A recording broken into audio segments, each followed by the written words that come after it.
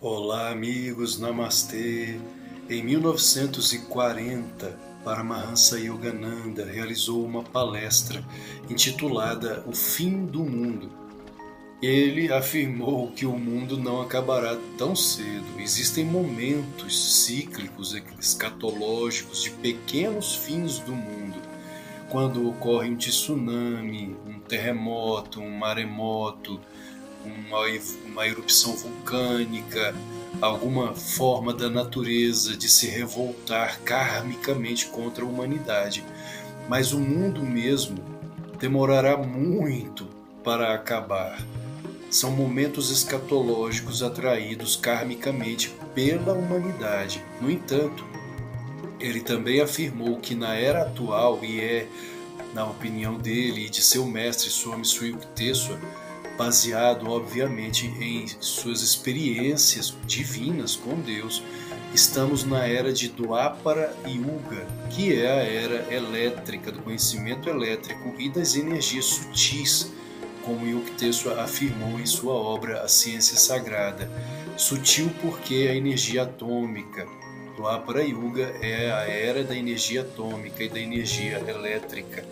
Eu gostaria de ler para vocês no livro O Romance com Deus, editora Self-Realization Fellowship, da página 64 à página 68, em que ele fala a respeito desta era atual, da era de Dwapara Yuga.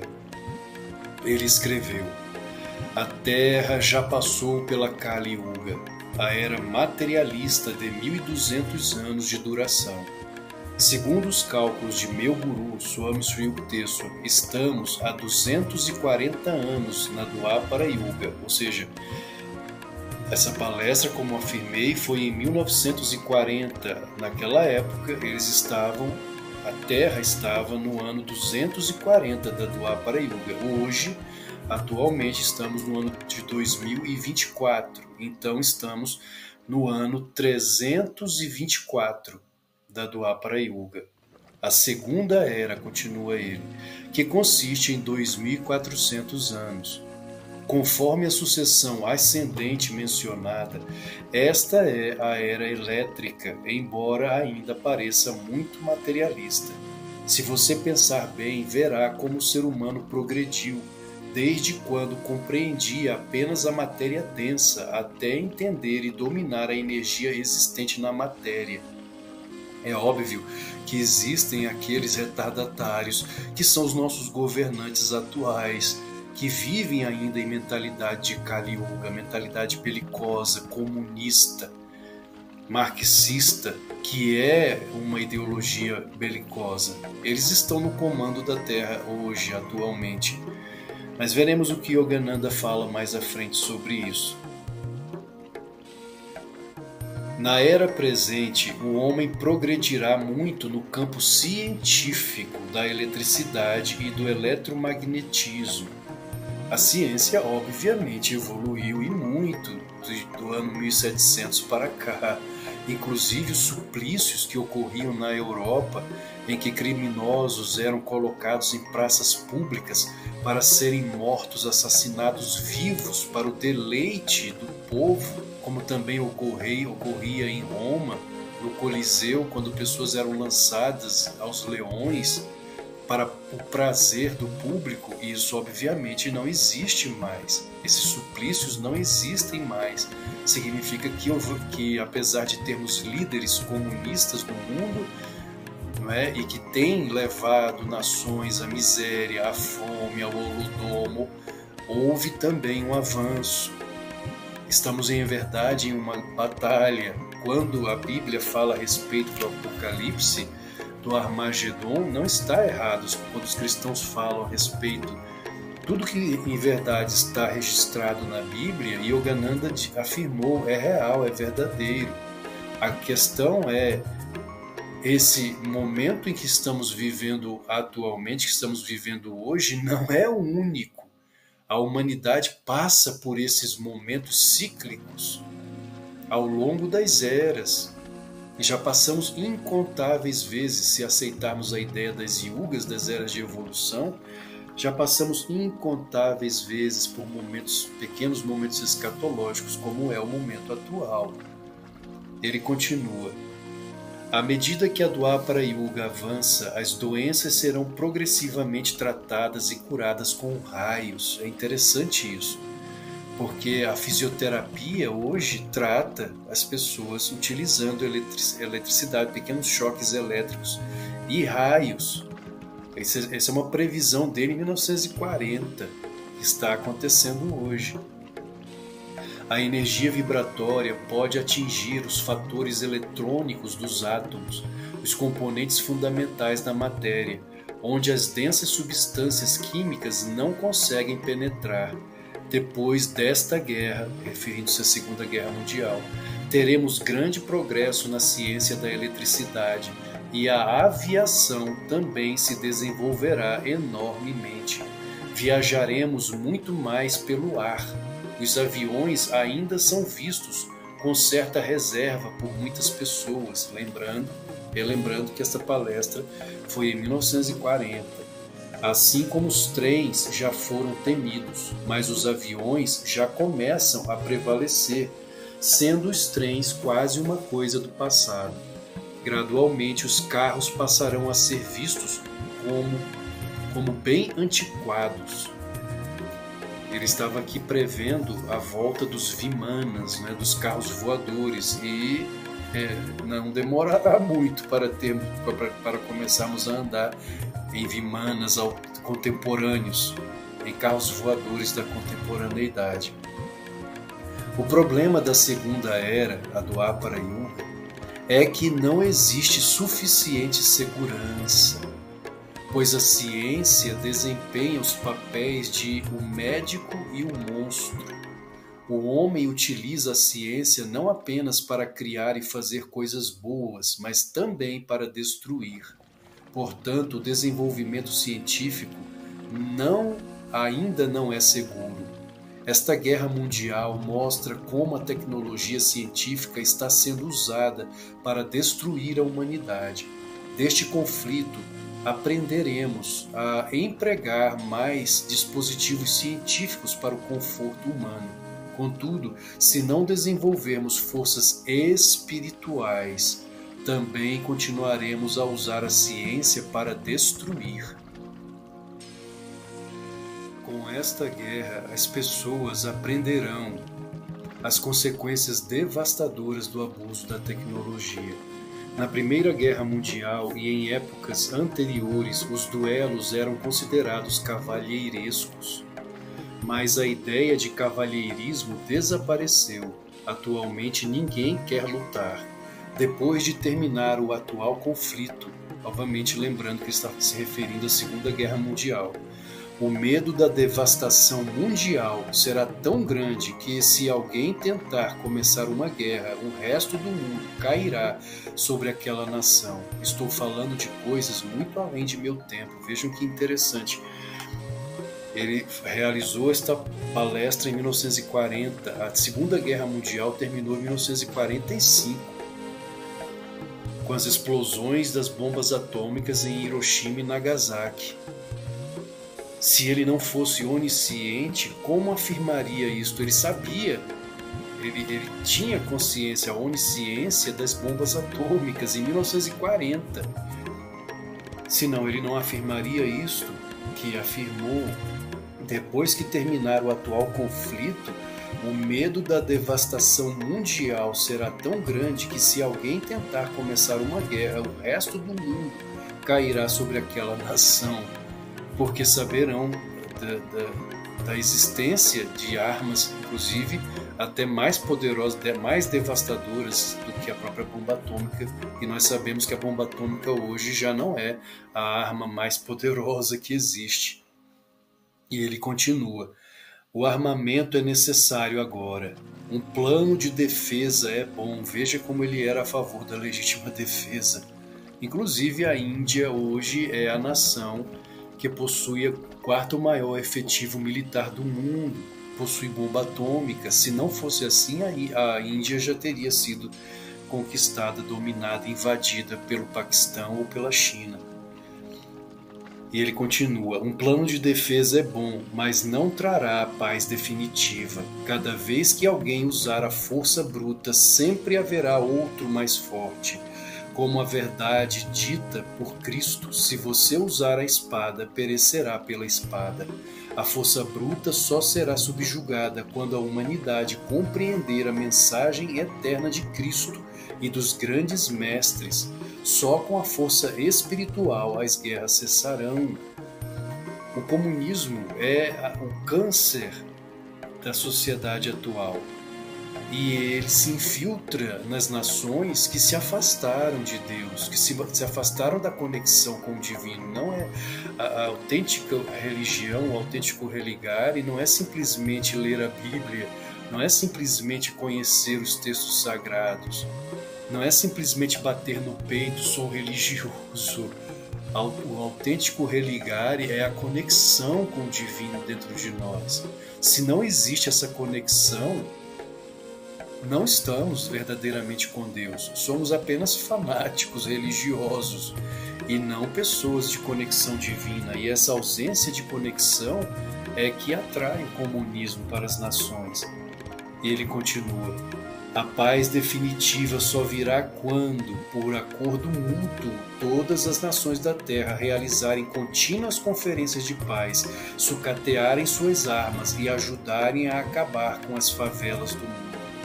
Pense como teria sido muito melhor se todos os países e seus líderes tivessem se reunido e decidido usar o dinheiro que gastam na guerra para acabar com a pobreza mundial.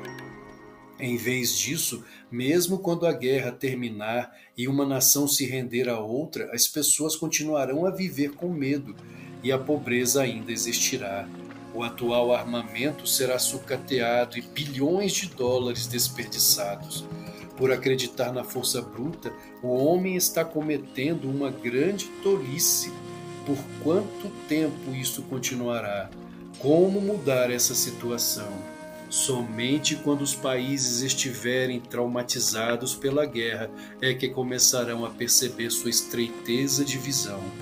Mas eu digo, embora não pareça, esta guerra está sendo travada pela liberdade de todas as nações oprimidas. Quem deu início à Segunda Guerra Mundial? Quem estava por trás da Segunda Guerra Mundial? E os Estados Unidos da América representam sim a liberdade. Espiritualmente falando, os Estados Unidos representam a liberdade no mundo. Por isso Albert Einstein mandou os segredos da bomba atômica para os alemães? Não. Para os russos? Não. Para os Estados Unidos. As forças kármicas estão operando para dar independência à Índia e a outros países dominados por estrangeiros. Agora na página 66 da obra Romance com Deus. A espiritualidade precisa ser forte em todas as nações. A temer ainda mais do que a guerra atual é a perversidade do bolchevismo, o maior dos inimigos. Para quem não sabe o que é bolchevismo, bolchevismo é o comunismo russo, que teve origem na Rússia. A Revolução Bolchevique de 1917 e que se espalhou pelo mundo. Aqui no Brasil, nós temos o bolchevismo em partidos como o PT. Bolchevismo é o comunismo belicoso. E o menchevismo é o comunismo mais intelectual, que é tão ruim quanto o outro, mas ele é mais intelectual, o menchevismo, e menos belicoso. É tão ruim quanto porque o objetivo, a meta é a mesma, a destruição da sociedade. Enquanto um utiliza aquilo que Karl Marx ensinou, a luta armada, portanto belicosa, e nós vemos aqui no Brasil o MST, movimentos como o MST, o menchevismo vai mais pelo pensamento de Antônio Gramsci: não combata os tanques, perverta as mentes. O menchevismo é mais intelectual, com partidos aqui no Brasil como o PSDB, por exemplo. são mencheviques. Continuando. Eis uma história: um leão e um urso brigavam pela carcaça de um cervo. O urso morreu e o leão, com a coluna quebrada, não conseguiu chegar até o cervo morto. Uma raposa que estivera observando de longe veio e arrebatou a presa. O comunismo ímpio está apenas esperando para disseminar-se. Precisamos, acima de tudo, lutar para manter a força da espiritualidade em todos os países. Na verdade, o comunismo se espalhou, né? Isso em 1940 ele afirmou: o comunismo ímpio está apenas esperando para disseminar-se, e ele se disseminou. O que impede as pessoas de roubar? O compartilhamento recíproco, para que todos tenham o que necessitam, e o conhecimento de que Deus é nosso Pai e que somos todos seus filhos, irmãos em uma família universal. O patriotismo nacional não é suficiente.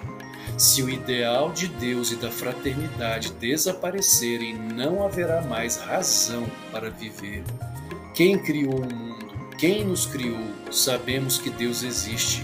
E quando ele diz que o patriotismo nacional não é suficiente, e que o ideal de Deus e da fraternidade não podem desaparecer, ele está dizendo que devemos ser patriotas e ao mesmo tempo amantes de Deus.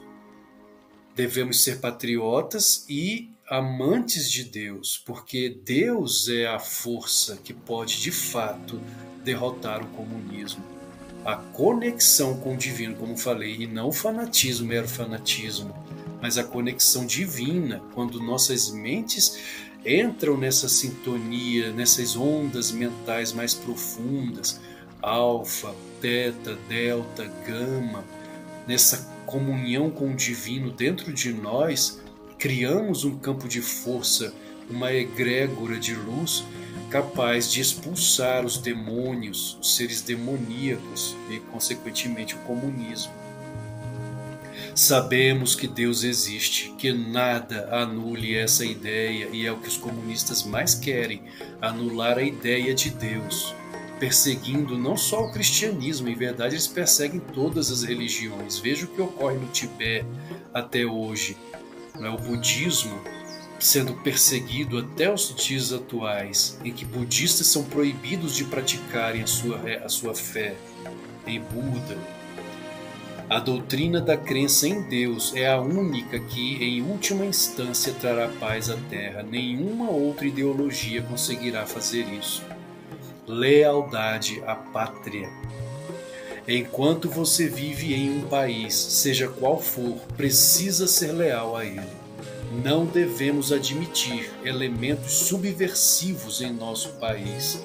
Considero a traição o mais terrível dos crimes, o mais tenebroso de todos os males do mundo. Vejam a importância da lealdade à pátria. O traidor, aquele que trai a sua pátria, a sua nação, é alguém que não deve ser considerado por nós, como ele diz aqui, não deve ser admitido, não devemos admitir elementos subversivos em nosso país. É um traidor. Nunca traia sua família, vizinhos ou amigos, e nunca traia a seu país. Quem não consegue ser fiel à sua pátria, não consegue ser fiel a Deus. Lembre-se da história do morcego. Quando as aves e os animais brigavam entre si, o morcego se fazia aliado de um lado ou de outro, dependendo de quem estava ganhando. Depois da assinatura de uma trégua pelos dois lados, ambos tomaram uma resolução: vamos destruir o morcego. Assim, lembre que é da maior importância ser leal à sua terra. Se você não gosta dos ideais do seu país, abençoe-o e vá para outro lugar. Aqui falta muito patriotismo. Eu estava se referindo aos Estados Unidos, porque morou por mais de 30 anos nos Estados Unidos da América, que o abraçou e que foi o local mais alto para a difusão do yoga pelo mundo, como pai do yoga no Ocidente. Com isso, não quero dizer que você deve amar os Estados Unidos com um tipo de patriotismo que tenta destruir outras nações. Vejam como é interessante. Amar a sua nação, amar a sua pátria, não significa odiar as outras nações. Porque Rashtra Dharma é o amor à pátria, à minha terra natal. Manava Dharma é o amor à humanidade. É um círculo concêntrico de amor que começa com Vyakti Dharma, amor a Deus em mim, aos preceitos éticos, morais, individuais. Depois o amor à família, um círculo concêntrico. Amor à família, Parivarika Dharma, amor à sociedade, Samanja Dharma, amor à pátria, Rashtra Dharma e amor à humanidade, Manava Dharma. O tipo de patriotismo que tenta destruir outras nações. Em vez disso, ame a seu país e a seus ideais, para que assim consiga amar ao mundo todo. Se todos amassem primeiro a própria pátria e depois expandissem este amor para incluir todos os outros países como seus, não haveriam mais guerras. Portanto, nunca tolere alguém que não seja um patriota verdadeiro. Ninguém tem o direito de viver neste país sem amá-lo. É errado morder a mão que nos alimenta. Eu preferiria que as pessoas me batessem ou me matassem do que me traírem. Abomino a traição, nunca traí a ninguém. O amor que dei a todos, eu o dei sinceramente. Não há uma só pessoa que possa se colocar perante mim e verdadeiramente dizer que fui desleal. Quando dou o meu amor, eu o dou de todo o coração, mas isso não significa que não perceba quem não é sincero comigo. Diante do farol da luz divina, tudo é revelado. Assim, meus queridos, nunca traiam a ninguém, e sempre que virem uma traição, corrijam a pessoa e recusem-se a cooperar ou apoiar seus maus atos. Deus sabe quem está certo e quem está errado. Estejamos todos unidos em tudo o que é nobre. Apoie os ideais deste país. Se porventura ocorresse uma agressão bélica no intuito de destruir os Estados Unidos e o país precisasse de minha ajuda, eu a daria para Mahansa Yogananda.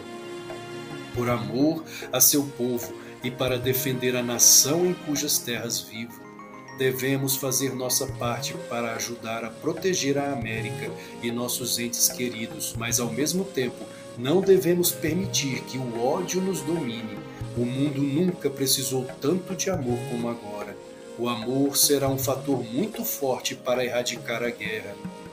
Tomemos a resolução de que, aconteça o que acontecer, faremos de Deus a estrela polar de nosso amor e enviaremos amor a todos. Na verdade, o comunismo trabalha com o quê? Com a força do ódio, da desagregação, da divisão entre irmãos, colocando uns contra os outros. E é por isso que ele fala que o amor é o fator que erradicará a guerra. Nós estamos em guerra. Nós já estamos na Terceira Guerra Mundial. Ela só não se tornou ainda bélica. Mas nós estamos em uma Terceira Guerra Mundial. A humanidade inteira lutando por ideologias. E ele continua. Orem mentalmente comigo. Pai Celestial, Tu és amor. Sou feito à Tua imagem. Sou uma esfera de amor. Expando esta esfera para incluir toda a humanidade no reino de meu amor. Esta guerra não será a última, referindo-se à Segunda Guerra Mundial.